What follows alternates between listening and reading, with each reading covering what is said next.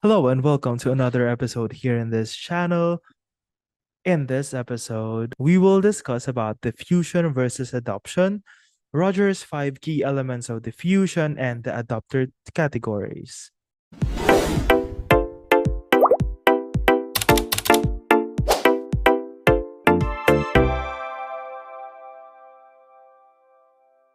If you are new here, I am Josh, and here in Yabong Pilipinas, my mission is to democratize access to agricultural education. Ay, ibig sabihin lamang noon is mas gagawin natin accessible online yung coverage ng licensure examination for agriculturists. And ayan, my hope is that uh, maraming matulungan nito at also mas mapataas din ang passing rate pa ng licensure for agriculturists throughout the years. So, ayun. Again, ang lagi kong sinasabi sa mga videos ko is that when you pass the licensure exam, it will be your own effort. I am just here as a guide, but lahat ng pagpupuyat, lahat ng sipag, ng tiyaga, kayo yan. So, and I am very honored to be here with you to guide you to that journey na meron ka papunta sa iyong lisensya. And I'm excited na sana at the end of the year, or maging registered agriculturist kayo. For this episode, we will talk about diffusion and adoption. We are building yung lahat ng mga subjects na meron sa licensure. I have completed crop science, I feel like, and I am slowly completing here agricultural extension as well as the other subjects then. So I will release more subjects for the next months. And ayun, if you have any comments, suggestions, na like ko sinasabi, hindi ako perfect, so I could create mistakes. So if you notice na merong mga questionable stuff wherever, just comment them down below and I will address it to clarify those things. And also, uh, pwede nyo tong i-share sa inyong mga friends na gusto nyo pumasa rin ng licensure examinations with you. Let's go to the video on diffusion and adoption. Adoption. Ayan, so sa TOS, ayan, sabi doon may 12 items daw on technology diffusion and adoption process.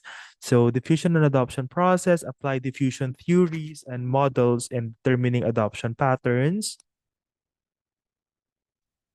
Also analyze the stages in the diffusion and adoption process. Ayun. So let us start by defining what is diffusion. So diffusion is the process by which a new idea or technology spreads through communication over time among members of a social system. So diffusion determines how fast farmers learn about, try, and adopt new technologies. So diffusion, spreading. Ayun siya. Kung yung bagong idea nagsispread, ayun ang diffusion. So example nito, how hybrid rice varieties spread from a few pilot farms to entire community. So that is diffusion. The key term there is spread. Let's contrast it with adoption. So adoption, a series of mental and behavioral stages a person or group goes through from first hearing about an innovation to fully adopting it. Ibig sabihin, kinuha na nila. Yung teknolohiya na yon, ginagawa nila, ginagamit na nila. So part of the broader diffusion process. So example here is a new farmer hearing about a new variety of rice, trying that variety of rice, and fully planting that variety of rice in their farms. So ayun ang adoption. Ibig sabihin, nakuha na nila yung teknolohiya, tapos gagamitin na nila kasi maganda yung teknolohiya, something like that. So here is a comparison between diffusion and adoption. So diffusion is a social process. Sabi ko kanina, diffusion ay spreading. So it is a social process. Paano kumakalat ang isang teknolohiya sa isang society? Ang adoption naman, it's more of an individual decision process. Kung ako yung farmer, gagawin ko na ba to or kukunin ko na ba tong technology na to? Ayun. So para lang yung example, yung iPhone 17 na bago. Wow, siguro by the time na nanonood yung mga mas ano na neto, siguro Leia 2030, ha? Ang luma naman ng iPhone 17. Pero by this time, ang pinaka-latest is iPhone 17. Tapos, kapag kumakalat yan, so that's the diffusion. Kapag magdi-decide ka na, nabibilin ko ba tong phone na to? Kapag binili mo na siya, that's adoption. Ayan, so a little comparison lang. So, ang diffusion focuses on spread of innovation. Ang adoption focuses on acceptance and use of the innovation. Diffusion involves communication over time. Adoption involves behavior change. Ayun na, more on decision. Kumbaga, diffusion, kung paano nangyari sa labas, sa society. Adoption, ikaw na yan as a tao. Ikaw na yan. Ayun.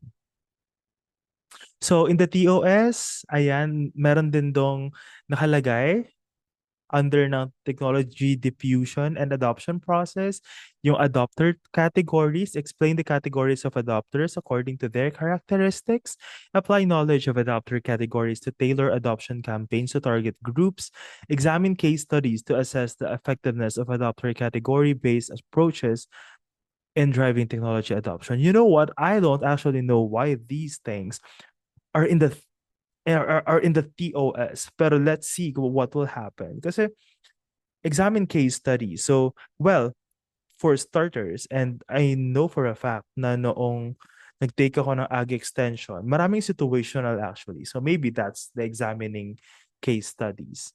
Kaya pinaka-love ko talaga ang ag extension. Ayun. Pero ba't kasi may explain, apply? I mean, wala namang essay ang board exam. So I feel like this can still be refined. Bakit nag-comment sa TOS? So now let's go to Roger's 5 key elements of diffusion. So first, key element of diffusion is innovation. So innovation can be a technology, a practice, or idea. So diffusion depends on perceived attributes. Halimbawa ng isang innovation, solar-powered irrigation systems introduced to rice farmers. Ayun. Nakakatuwa lang recently kasi I was with some friends na nagkwento, pero sige. Punta kaming BGC, Venice, yung sa ano ang tawag dun? Sa McKinley. Tapos, merong mga chairs may mga bench na nasa gilid. Tapos parang umiilaw sila. Tapos yung pala, pwede mag-charge doon. Parang yung upuan ng chair, may solar panel doon para kapag umaga, ma, ma, mapapower yung, kung ano man yun, yung chair. Tapos sa gilid ng chair, merong parang chargeran ng mga phone. May USB, merong saksakan ng USB, gano'n. So, amazing. So, that is innovation. So, ayun, nakakatuwa lang, naalala ko lang. Ayun. So, another element of diffusion ay communication channel. So, syempre, meron kang innovation na dapat i-communicate. So, yung communication channels naman, the keyword here ay means through which the innovation messages are transmitted. So, halimbawa, yun, through mass media, pwede yan, through interpersonal, uh, mass media, na-discuss natin yan, na it creates awareness kung maramihan yung plano mo talagang for awareness and information lang. Mass media is the best. And if you want larger reach, mass media. Kapag interpersonal naman, one-to-one, build trust and persuasion. So effective communication accelerates diffusion. Ayun. So, meron tayong innovation, meron tayong communication channels. The next one is time. So, adoption is not instant. So, it unfolds over time. So, dito papasok yung mga different influences katulad ng speed of communication, farmers' decision-making pace, and socioeconomic conditions. Like, afford ba ng mga farmers yun? Speed of communication, yun bang communication process that we've discussed for the past videos? Madali ba siyang ginagawa? Gaano kabilis nag-decide yung farmer at meron bang means yung farmer to actually afford the product, kumbaga. So, yung S-curve is often used to illustrate the gradual speed. So, ayun siya, parang may time na mataas siya, tas gaganon. So, ayun yung S-curve. May time na magiging stagnant siya. So number 4 is the social system, the community or organized group involved in diffusion. So this includes the norms and traditions, leadership structure, networks, and institutions. So farmers often rely on trusted community members in decision making. So kapag kunwari, meron silang cooperative, kapag nag-decide yung cooperative sila as a whole, makikita natin yan in more, what do you call this? Discussion on economics, I guess. Kapag cooperative kasi one member, one vote. Kapag kunwari nag-discuss sila na okay, we will adopt the technology, then ayun, it will also play a huge role in the diffusion process and adoption process. And of course, the adopters. So these are the individuals within the social system who accept and use the innovation. So dito papasok yung mga categories of adopters, which are the innovators, early adopters, early majority, late majority, and laggards. So understanding the adopter behavior helps in targeting extension strategies. So ayun, those are the 5 stages of the adoption.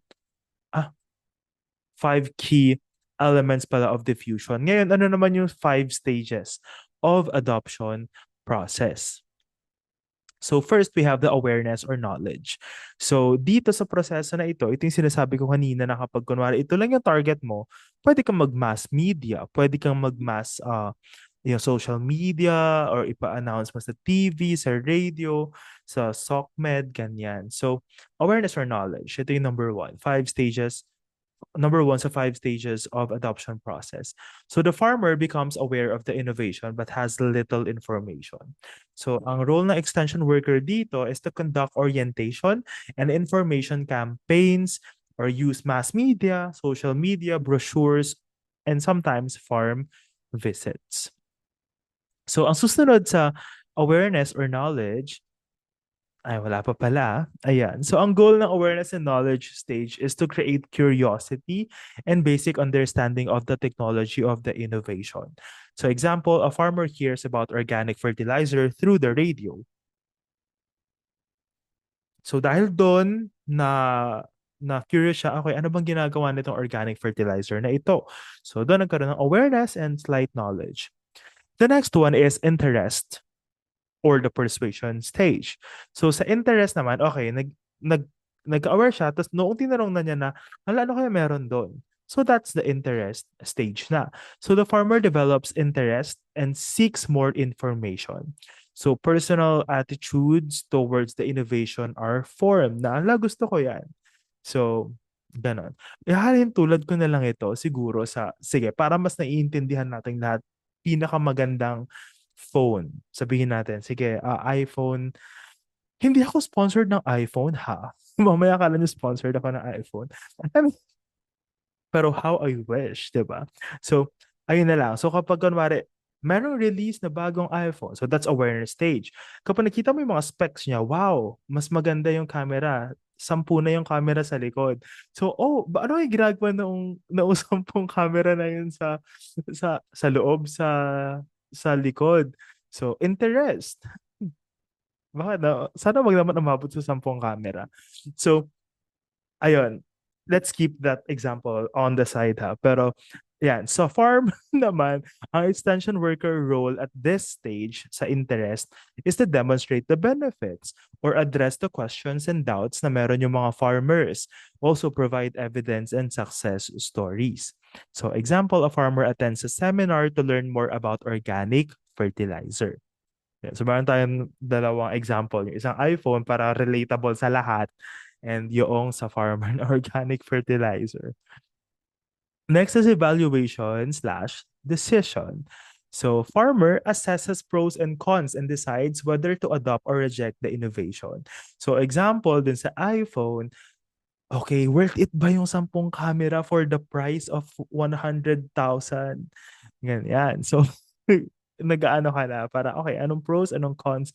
Siguro kapag 10 yung camera, baka, I don't know. Basta yun. Ayun na yung naisip ko at out the top of my head. Pero yun. So, ang extension worker role at this stage is to facilitate cost-benefit analysis. Siyempre, nagde-decide yung farmer.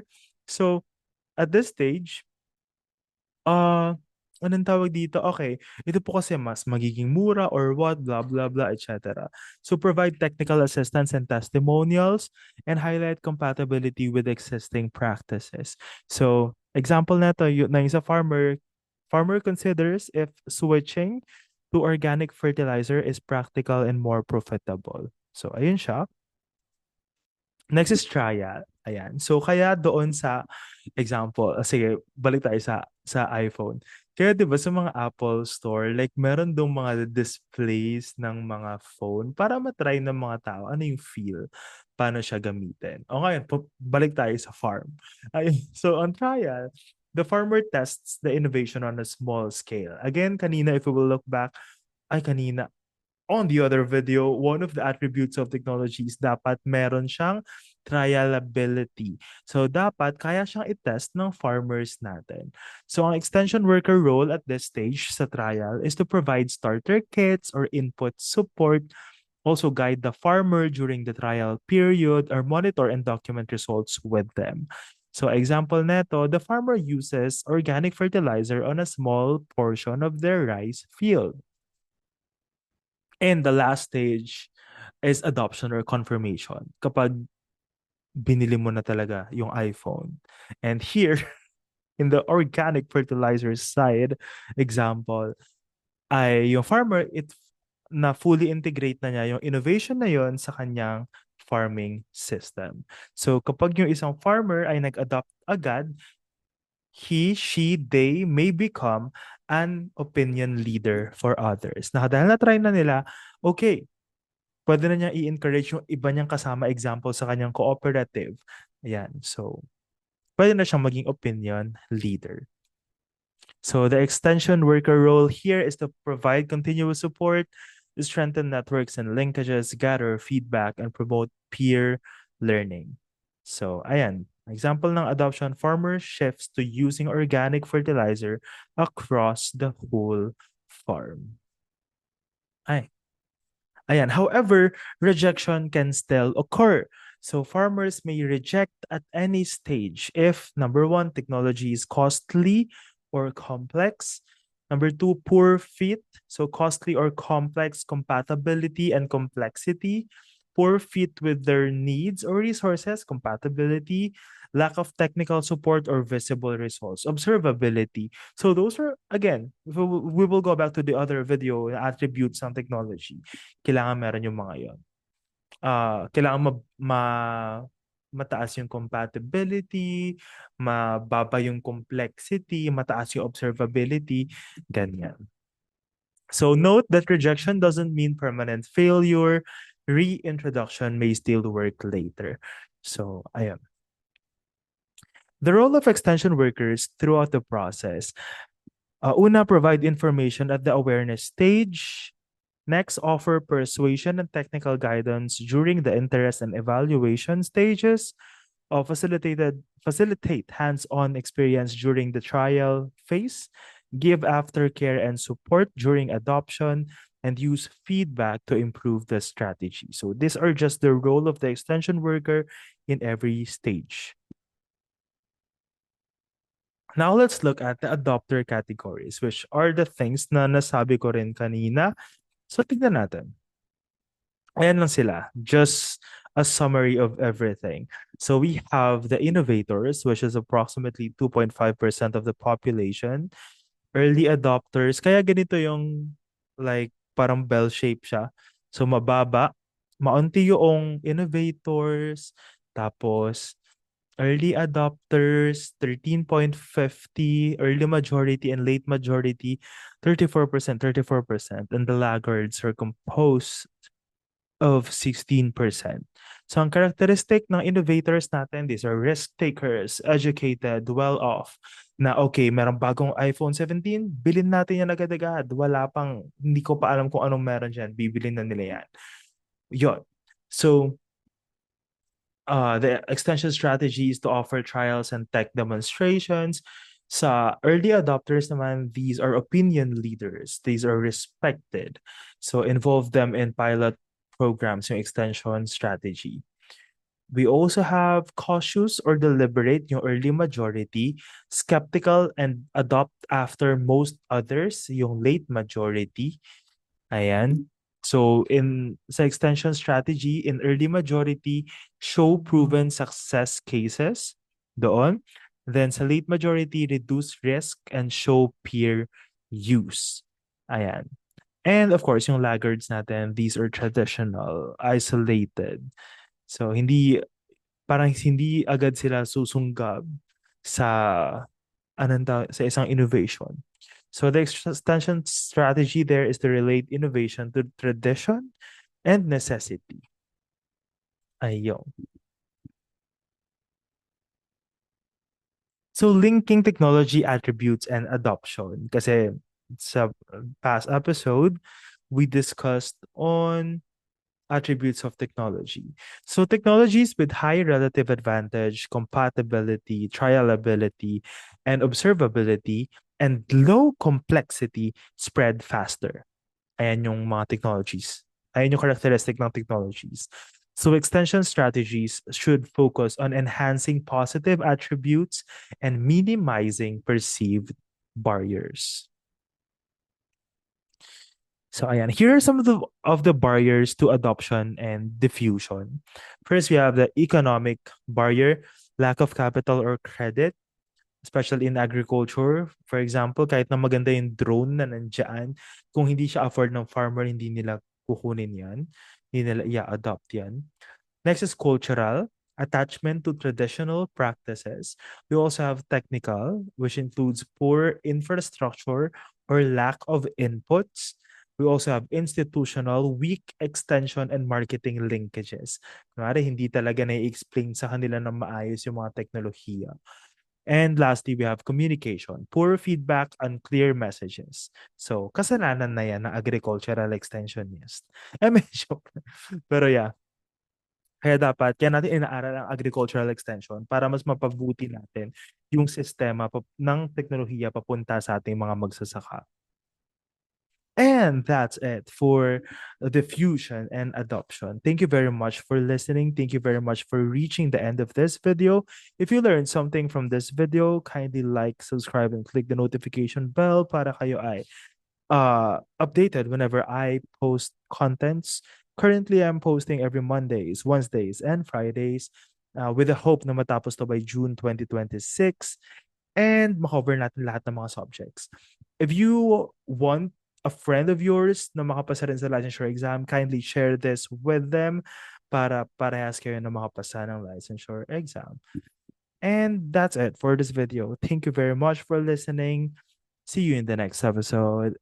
Bye.